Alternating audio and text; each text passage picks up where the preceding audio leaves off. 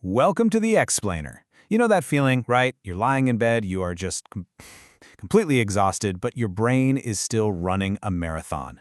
Well, today we're going to tackle that frustrating feeling, that inability to switch off, and we're diving straight into the science of how you can finally power down. Okay, let's just get right into it. This quote, it just nails the feeling, doesn't it? A feeling I bet so many of you know all too well. Now, most of us, we just lump this feeling in with everything else and call it anxiety. But here's the thing. What if we've been using the wrong name this whole time? And what if finding the right name is the actual key to fixing it? So the very first thing we have to do is draw a line in the sand. We need to understand the difference between just general anxiety and this very specific, very physical, wired feeling. Because, getting the label right, it isn't just about semantics, it's about making sure you're grabbing the right tools for the job. Now this is really interesting. Think of these feelings as three different alarm tones in your brain. You've got anxiety, which is kind of like a soft violin of worry in the background. But then there's hyperarousal. That's a loud, shrill trumpet of pure activation. And finally, agitation, a relentless pounding drum of restlessness. You see, most people who feel wired, they're not hearing the violin. They're dealing with the trumpet or the drum. All right, before we get to the how-to, we've got to clear the air. There are three, let's call them myths, that are incredibly common, and they keep people stuck in this state of overdrive, just spinning their wheels and getting absolutely nowhere. So let's bust them, one by one. First up, the big one, this idea that it's all in your head, that you're just thinking too much. Well, the reality is, this is a physiological thing. It's physical. It often kicks off deep down in your brainstem with a huge surge of a chemical called noradrenaline.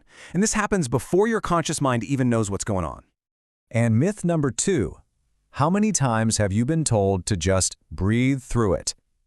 Look, breathwork is an amazing tool, but it is not a magic bullet.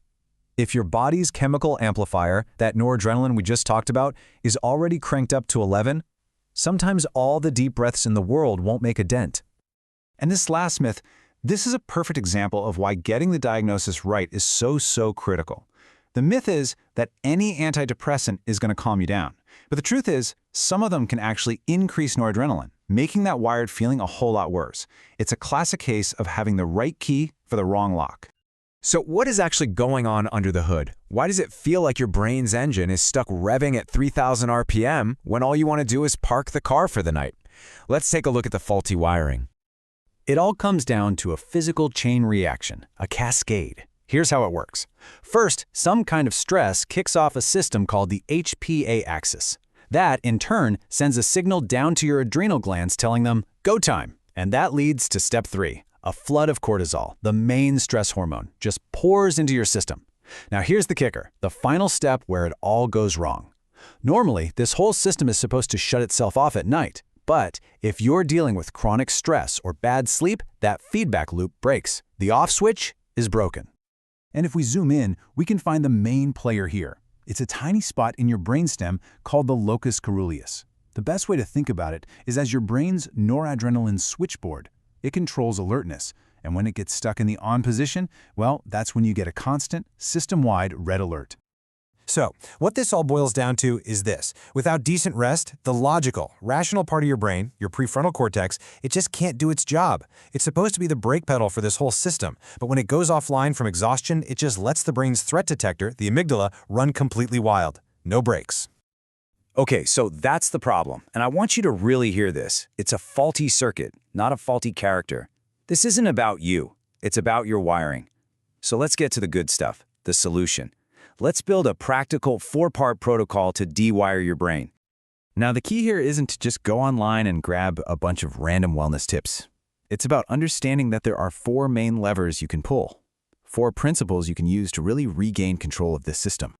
And here are the 4 levers. We're going to quickly walk through each of these. First, using your body to send safety signals to your brain.